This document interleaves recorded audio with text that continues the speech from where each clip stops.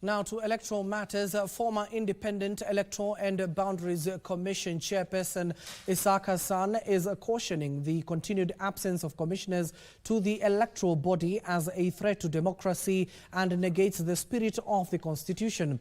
Additionally, the former chair says that the pattern of changing commissioners after every electoral cycle is worrying and affects the credibility of the institution. Hassan has called on the executive and the legislative arm of the government to fast-track the process of fully constituting the commission and develop mechanisms to ensure commissioners are fully protected after announcing election results.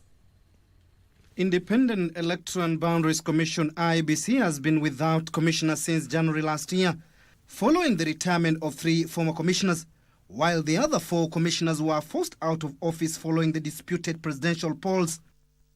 The exit of commissioners and row over the process of appointment of a new commission stalled operations at the electoral body. The lack of commissioners has since seen some constituencies and wards unrepresented, such as Banisa constituency, which is yet to have an MP owing to lack of commissioners to oversee the mini poll. It is against this backdrop that the former Electoral Commissioner Chairperson Isaack Hassan is warning that the lack of commissioners threatens democracy and fails to protect the sanctity of the Constitution. A lot of activities of the commission don't happen because of the lack of commissioners. There are no by-elections going on. So there are many people who are not represented by the members of parliament. Hassan further took issue with the trend of changing IEBC commissioners every election cycle, owing to disputed polls.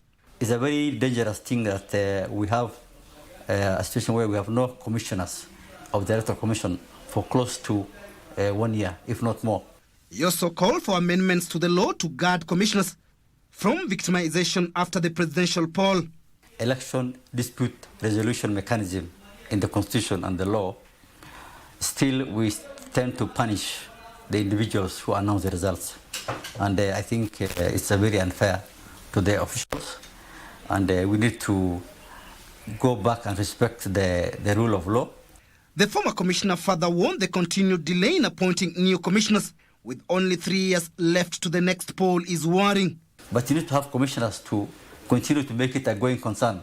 But if every election cycle you have a vacuum for a year, then you also are affecting the institution itself. Hassan noted that since 2007, over 40 electoral commissioners have been appointed, but only 3 managed to finish their terms in office. 40 electoral commissioners have been appointed and 3 chairmen.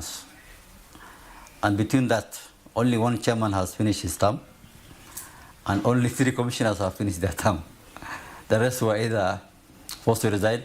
In July this year, President William Ruto signed the Independent Electoral and Boundaries Commission IEBC Amendment Bill 2024 into law, following a negotiated process with the opposition.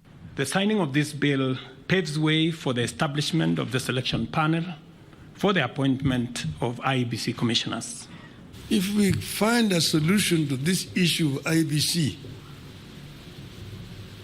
it will be on the way to resolving very many issues in our country. We'll have to be on, perhaps most importantly, on who becomes the chair of the new IEBC. However, the process of reconstitution of the commission is yet to commence.